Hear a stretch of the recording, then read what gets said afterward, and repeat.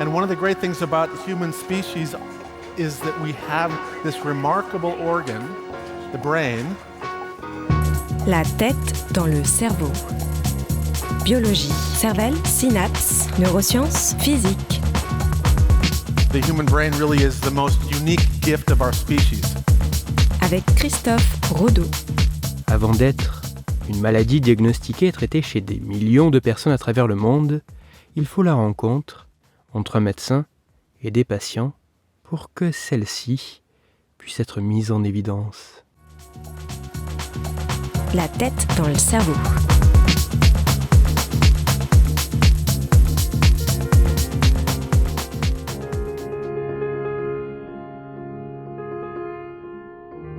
En 1817, un médecin anglais présente, dans un article, le cas de 6 patients afin de caractériser l'existence d'une maladie pour permettre d'aider ses confrères à identifier les personnes en souffrant dans le but de mieux comprendre, prendre en charge et soigner cette maladie.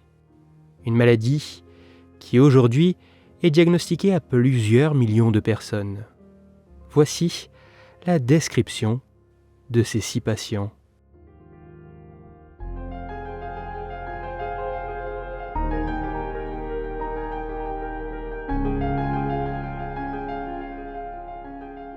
Le premier patient, d'abord suivi par un des confrères de l'auteur de l'étude, est un homme d'un peu plus d'une 50aine d'années, ayant exercé le métier de jardinier et ayant mené une vie sans excès.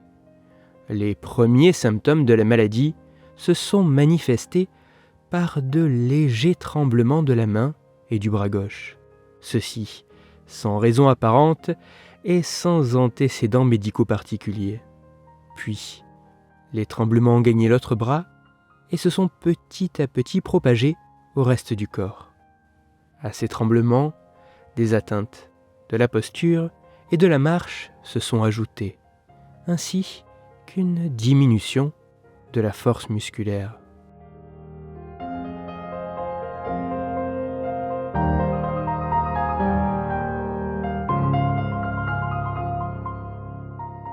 Le deuxième patient est un homme de 62 ans rencontré au détour d'une rue.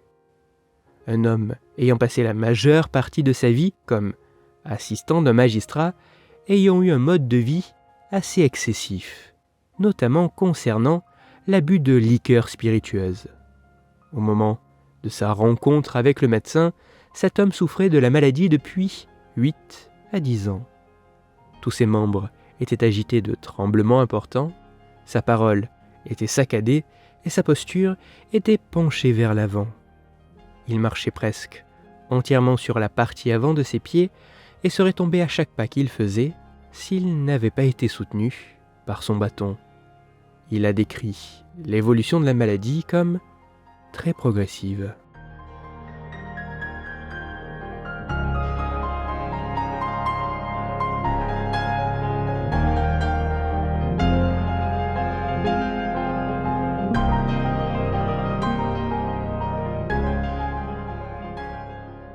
Le troisième patient a également été repéré par hasard dans la rue. C'est un homme de 65 ans, à la carrure athlétique, ayant été marin. L'agitation de ses membres, de sa tête et de tout son corps était telle qu'il était difficile de seulement les qualifier de tremblements. Il était incapable de marcher, son corps étant tellement courbé vers l'avant qu'il était obligé de courir continuellement et d'utiliser son bâton tous les 5 à 6 pas pour arriver à se tenir un peu plus droit.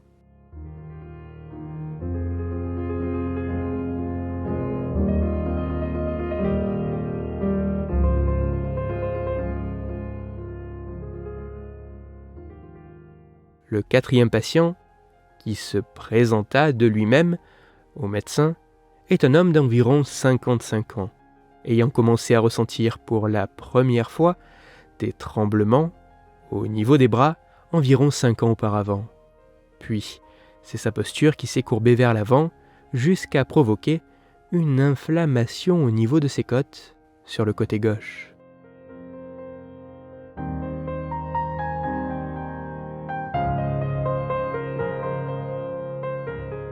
très peu d'éléments sont connus sur le 5e patient, si ce n'est qu'il manifestait une incapacité à se mouvoir particulièrement exacerbée.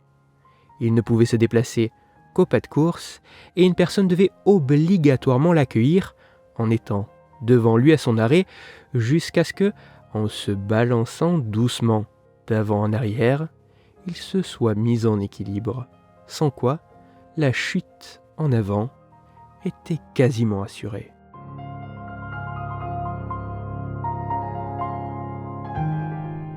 Le 6e patient est lui bien plus documenté. Il s'agit d'un homme âgé de 72 ans, ayant mené une vie assez calme et sans excès et n'ayant aucun antécédent médical, hormis un lumbago particulièrement sévère il y a une vingtaine d'années. Ses premiers symptômes ont commencé à apparaître il y a environ 11 à 12 ans, avec une faiblesse dans la main et le bras gauche. Puis, peu après, les tremblements ont commencé. Environ 3 ans plus tard, le bras droit a été affecté de la même manière. Puis, les tremblements se sont propagés au buste et ont commencé à entraver la parole. Encore 3 ans plus tard, ce sont les jambes qui ont été touchées. Lors de la marche, il avait lui aussi des difficultés à se retenir de courir sous peine de tomber en avant, et il ressentait une grande difficulté à ne serait-ce que lever les pieds.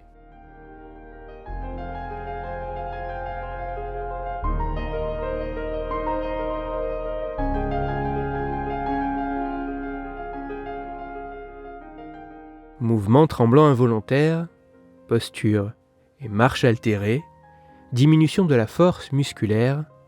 Par la description de ces différents patients, le médecin derrière leur mise en lumière plaide pour l'identification d'une nouvelle maladie touchant au mouvement, jusqu'alors mal caractérisée.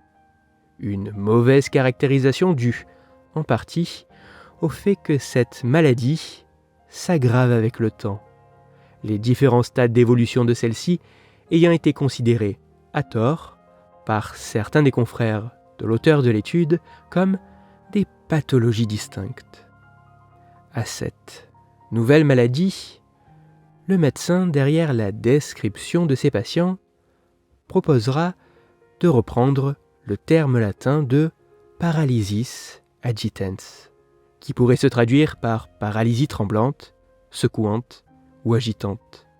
Mais l'histoire ne retiendra pas ce nom. Cette maladie sera finalement et pour toujours associée, en l'honneur de celui l'ayant caractérisé, au nom de ce médecin, auteur de cette étude publiée en 1817. Il s'appelait James Parkinson. Depuis 1817, les connaissances sur la maladie de Parkinson, tout comme le développement de traitements permettant de soulager les malades souffrant de cette pathologie, ont grandement progressé.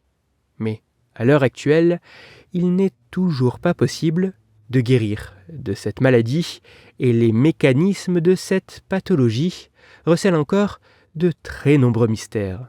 C'est grâce au travail combiné mêlant scientifiques, malades et médecins que des avancées pourront être réalisées. Mais pour ce faire, comme pour toute recherche, il faut malheureusement du temps, mais aussi et surtout de l'argent. Pour aller plus loin, je vous renvoie vers un article disponible gratuitement en ligne qui a pour titre « Maladie de Parkinson, deuxième maladie neurodégénérative la plus fréquente ». Il est écrit par l'équipe de rédaction de l'INSERM, l'Institut national de la santé et de la recherche médicale, en collaboration avec Jean-Christophe Corvol, Olga Corti et Stéphane Huneau, et il est à retrouver sur le site inserm.fr. Toutes les études scientifiques m'ayant servi à écrire cet épisode, ainsi que les références de l'article pour aller plus loin, se trouveront sur mon site, Cerveau en argot, dont le lien se trouve dans la description de l'épisode. Dans cet épisode, j'ai parlé de comment la rencontre entre des patients et un médecin peut permettre de révéler l'existence d'une maladie touchant, en réalité, des millions de personnes. C'est pour cela que je vous invite à écouter l'épisode numéro 47 de La tête dans le cerveau. Dans celui-ci, vous pourrez découvrir ou redécouvrir l'histoire de la rencontre entre une patiente et son médecin qui a, elle aussi, permis de mettre en lumière une maladie extrêmement connue de nos jours, touchant le cerveau et qui était jusqu'alors non caractérisée. Pour continuer à échanger, vous pouvez me retrouver sur les réseaux sociaux, sur YouTube ou me contacter par mail. Tous ces liens sont, eux aussi, dans la description de l'épisode. Cet épisode a été réalisé dans le cadre de la 2e édition du Podcaston, un événement caritatif auquel plusieurs centaines de podcasteuses et podcasteurs participent afin de mettre en lumière une association ou un organisme dans le but de récolter des dons pour leurs actions. Par cet épisode, j'ai souhaité parler de la FRC, la Fédération pour la recherche sur le cerveau qui regroupe plusieurs organisations, fondations et associations, dont l'Association France Parkinson, et dont le but est de soutenir la recherche sur le cerveau. Pour les y aider, vous pouvez faire un don en temps ou en argent. Pour tout savoir de leurs actions et ou pour les soutenir, rendez-vous sur le site frcneurodon.org.